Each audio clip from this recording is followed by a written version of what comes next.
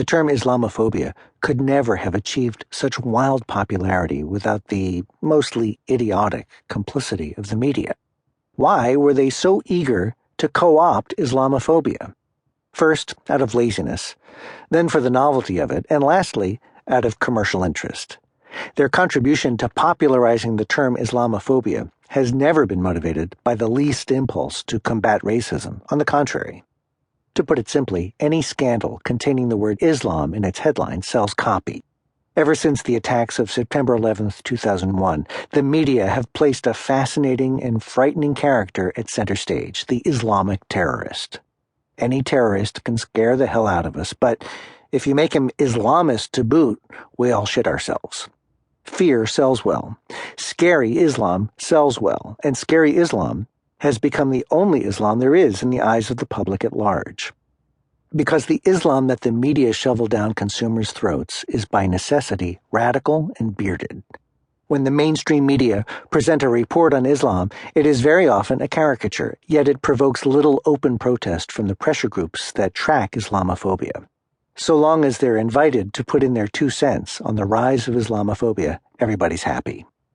On the other hand, when a cartoon of so-called radical Islam is presented as a genuine and deliberate caricature, the Islamophobia busters lose their cool.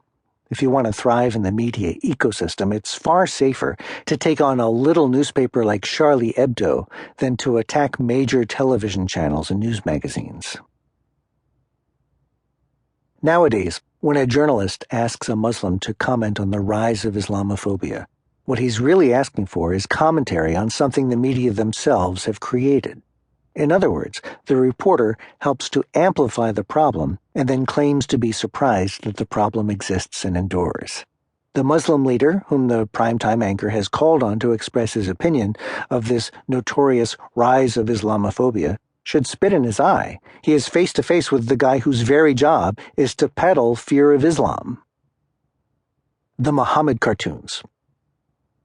Charlie Hebdo published cartoons of Muhammad long before the scandal of the Danish cartoons.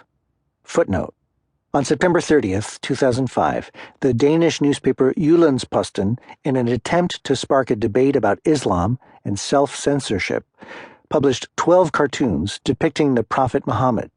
The publication gave rise to violent protests around the world. End footnote.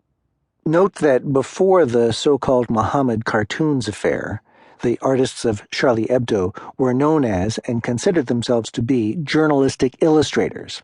Ever since, they have generally been described as cartoonists. Without denying the utility of cartoons in reporting current events, satiric caricature is but one element of drawing.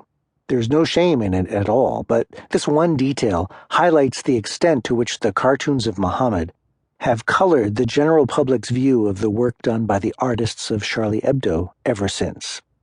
As I said, the Muslim prophet had been depicted in Charlie Hebdo long before the aforementioned scandal. No pressure group or reporter had expressed dismay of any kind over these drawings. A few individuals had conveyed their disapproval by letter, nothing more. No demonstrations, no death threats, no attacks. It was only after the denunciation and exploitation of the Danish cartoons by a group of Muslim extremists that caricaturing the Prophet of the Faithful suddenly became the trigger of media and Islamic hysteria. Media first, Islamic later. In 2006, when Charlie Hebdo reaffirmed an artist's right to caricature religious terror,